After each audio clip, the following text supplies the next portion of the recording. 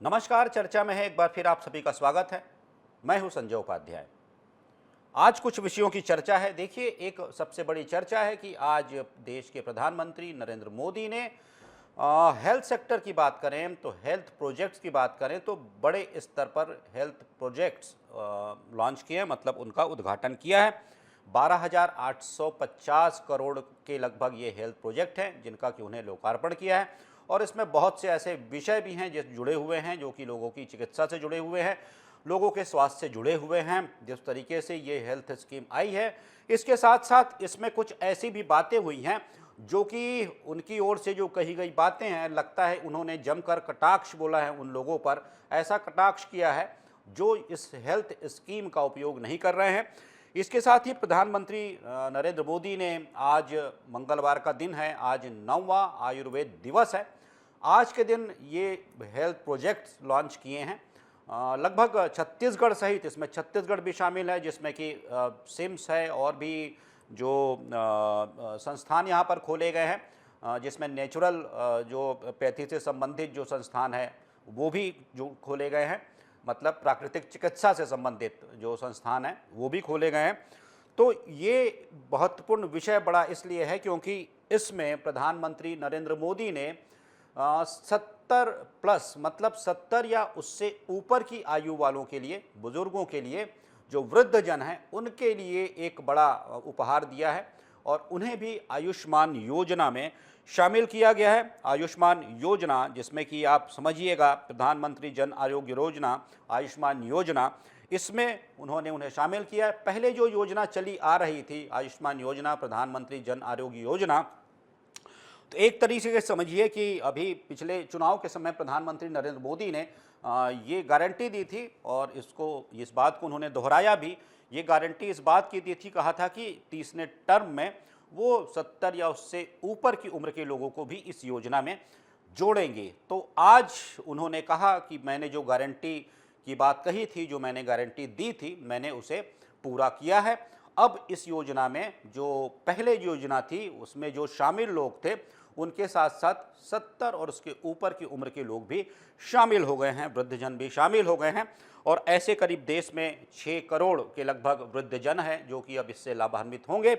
ये भी इसमें कोशिश की जा रही है, कुछ प्रयास ऐसे भी किए जा रहे हैं। ये प्रयास समझिए इस दिशा में है कि इसमें हर तरह के लोग लाभान्वित हो, चाहे वो किसी भी आयु वर्ग के हों या फिर और भी इसमें कुछ अलग से प्रावधान किए जा सकते हैं कि इसका अधिक से अधिक लोगों को लाभ मिले।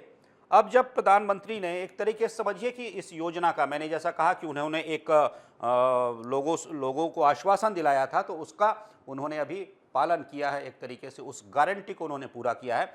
लेकिन अब जब इस गारंटी का विस्तार होता है, उसके साथ ही साथ उन्होंने कुछ ऐसी बातें भी कही हैं, ये बातें भी बोली हैं और इस तरीके से बोली हैं कि वो कहा जाइए कि सीधा सीधा एक संदेश भी है उन राज्यों को, प्रधानमंत्री जो कह रहे हैं, ऐसा स्पष्ट रूप से लगता है। उन्होंने ये बात भी कही है कि दिल्ली और बंगाल की सरकार इस योजना से नहीं जुड़ रही है। और ये बात उन्होंने तब कही कटाक्ष करते हुए, कहा मैं दिल्ली और बंगाल के 70 साल और उससे ऊपर के उम्र के वृद्धजनों से, बुजुर्गों से क्षमा चाहता हूँ। उन्होंने ये बात कही कि मैं इन दो राज्य, उनका स्पष्ट उल्लेख किया, दिल्ली और पंजाब राज्य के जो 70 या ऊपर के वृद्धजन हैं आयु के, उनसे मैं क्षमा मांगता हूं क्योंकि उन्हें इस योजना का लाभ नहीं मिल रहा है। स्पष्ट किया आगे कि दिल्ली और बंगाल की सरकार इस योजना से नहीं जुड़ रही हैं। तो ये बात भी उन्होंने साथ ही साथ कही, स्पष्ट किया। ये संदेश दो प्रकार का था। एक तो स्वास्थ्य सेवाओं के विस्तार में उन्होंने कहा कि ये दो राज्य बाधा बन रहे हैं, दूसरी ओर इसके राजनीतिक मायने भी निकाले जा सकते हैं।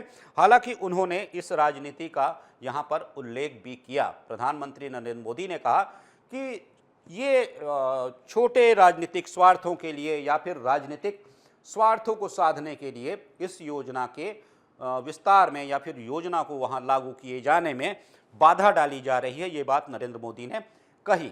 मतलब इन दोनों राज्यों को सीधा उन्होंने ये बात सुनाई और इस बात का उल्लेख भी किया। अब देखिए, जब ये कार्यक्रम शुरू हुआ उसके बाद प्रधानमंत्री ने ये जो बातें कही, और ये भी कहा कि उन 2 राज्यों के लोगों को जो इसका लाभ नहीं मिल पा रहा है, इस बात की उन्हें अत्यंत पीड़ा है और इसे मैं बयान नहीं कर सकता। कुल मिलाकर इस पूरे बात को, इस योजना को, सारे प्रोजेक्ट्स को लेकर उन्होंने इन 2 राज्यों की भी एक तरीके से खिंचाई की।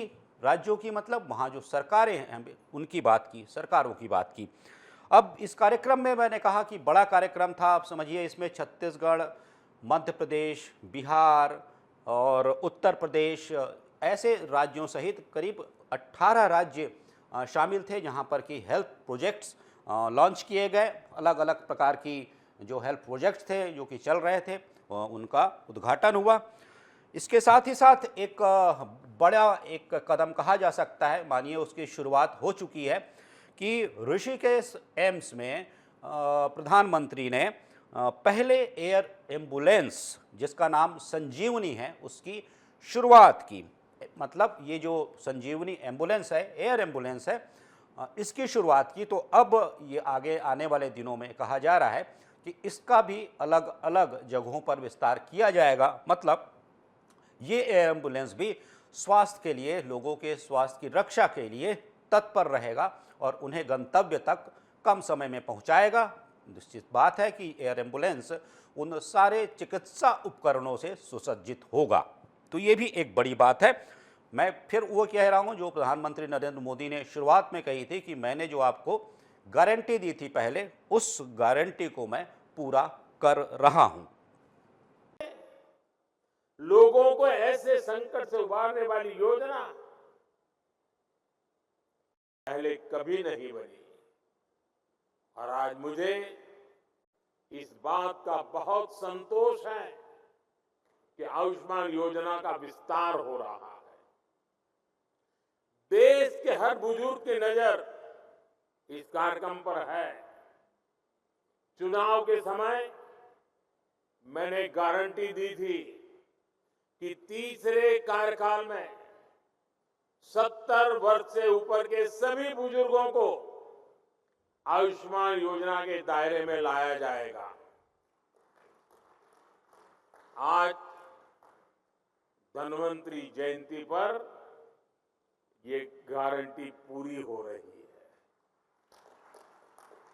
अब 70 वर्ष से अधिक उम्र के देश के हर बुजुर्ग को अस्पताल में मुफ्त इलाज मिलेगा। ऐसे बुजुर्गों को आयुष्मान वय वंदना कार्ड दिया जाएगा।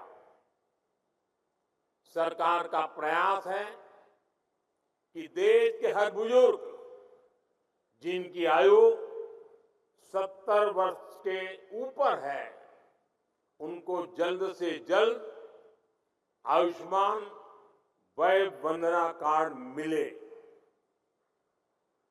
और ये ऐसी योजना है जिसमें आय की कोई पाबंदी नहीं। गरीब हो, मध्यम वर्ग का परिवार हो, उच्च वर्ग का परिवार हो, हर कोई इसका लाभार्थी बन सकता है। जो इस योजना का लाभ लेना चाहता है, इस देश का नागरिक, वो इसका लाभ अगर 70 साल से ज्यादा उम्र है ले सकता है। हर बुजुर्ग चिंता से मुक्त हो, वो स्वस्थ जीवन जिए, स्वाभिमान के साथ जीवन जिए। ये योजना इसके लिए मील का पत्थर साबित होगी। एक दूसरी बात मैं कर लेता हूं। ये दूसरी बात देखिए, महाराष्ट्र विधानसभा के जो चुनाव हैं जैसे जैसे करीब आ रहे हैं, महाराष्ट्र विधानसभा की और झारखंड विधानसभा के चुनाव होने हैं। इसके साथ साथ उपचुनाव होने हैं। यहाँ रायपुर का जो रायपुर दक्षिण विधानसभा की सीट है वो भी इसमें शामिल है। लेकिन अभी महाराष्ट्र विधानसभा चुनाव में हम रोज़ देख रहे हैं कि कुछ रोज़ नए नए ऐसे डेवलपमेंट्स हो रहे हैं, कुछ ऐसे विषय सामने आ रहे हैं जो कि लगातार चर्चा में बने हुए हैं। अब एक और विषय है, जैसा मैंने पहले बताया था कि आम आदमी पार्टी की यहाँ एंट्री हो चुकी है। दूसरी बात मैंने कल बताई थी कि किस तरीके से परिवार के बीच ही अब सीधी लड़ाई होने वाली है। अजीत पवार जो उप मुख्यमंत्री हैं, उनके भतीजे ने उनके खिलाफ दांव ठोक दिया है। तो अब जब और नए डेवलपमेंट की बात हम कर रहे हैं तो यहाँ पर एक और विषय सामने निकल कर आया है कि महाराष्ट्र में संभाजी नगर मध्य से जो उम्मीदवार हैं, समझिए शरद पवार गुट के जो उम्मीदवार हैं, उन्होंने अपना नामांकन वापस ले लिया है। नामांकन वापस ले लिया है, इसका मतलब कि महाविकास आघाड़ी की तरफ से उम्मीदवार हैं, उन्होंने अपना नामांकन वापस ले लिया है। बिल्कुल कम समय में ही अपना नामांकन वापस ले लिया है और साथ ही साथ उन्होंने मुख्यमंत्री एकनाथ शिंदे को समर्थन देने की घोषणा की है। अब बात सिर्फ इतनी नहीं है कि महाविकास आघाड़ी के सरकार के महाविकास आघाड़ी की तरफ से जो उम्मीदवार थे उन्होंने अपना नामांकन वापस लिया है, सिर्फ इतनी बात नहीं है। ये जो है ये आते हैं उद्धव गुट से आते हैं, जिन्होंने नाम वापस लिया है। संभाजी नगर मध्य से किशन चंद तनवानी हैं, ये उद्धव गुट से आते हैं, उनको उद्धव गुट से ही वहाँ से टिकट दी गई थी। अब उन्होंने अपना नामांकन वापस ले लिया है। मैं थोड़ा करेक्ट करता हूँ, मैंने पहले कुछ और बात कही थी, करेक्ट करता हूँ कि वो उद्धव ठाकरे गुट के हैं और उन्होंने अपना नामांकन वापस लिया है।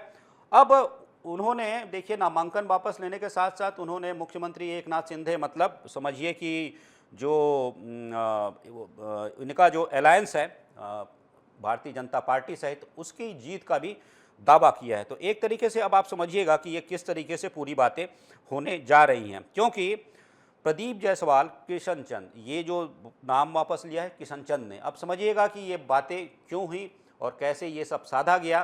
क्योंकि ये दोनों जो हैं, प्रदीप जायसवाल जो कि अभी शिंदे गुट से वहाँ के उम्मीदवार हैं, कहाँ से, संभाजी नगर मध्य के, तो प्रदीप जायसवाल शिंदे गुट के प्रत्याशी हैं। किशन चंद तनवानी जो थे ये उद्धव गुट के प्रत्याशी थे, जिन्होंने नामांकन वापस ले लिया है।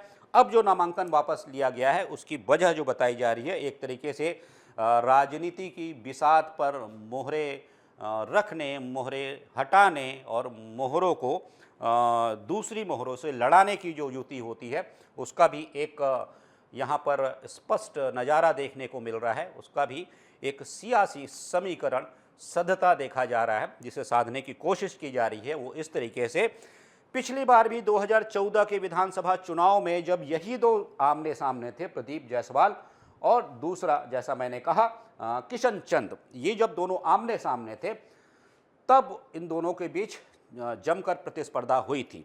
एक बात और जान लीजिए, ये दोनों ही जो हैं, ये दोनों जो उम्मीदवार हैं, प्रदीप जायसवाल, किशन चंद तनवानी, ये दोनों ही जो नेता हैं वो शिवसेना के कट्टर समर्थक बताए जाते हैं। ठीक है, शिवसेना में दो फाड़ हुआ, एक तरीके से जो शिवसेना है कुछ जो कानूनी मसलों पर जीत हुई शिंदे की, लेकिन एकनाथ शिंदे की जीत के बाद, लेकिन अभी भी जो मैंने पहले बताया था कि जो 6 दल चुनाव में है, महाराष्ट्र की विधानसभा में प्रमुख दल है, उसमें से 4 दल एक दूसरे से ही निकले हुए हैं।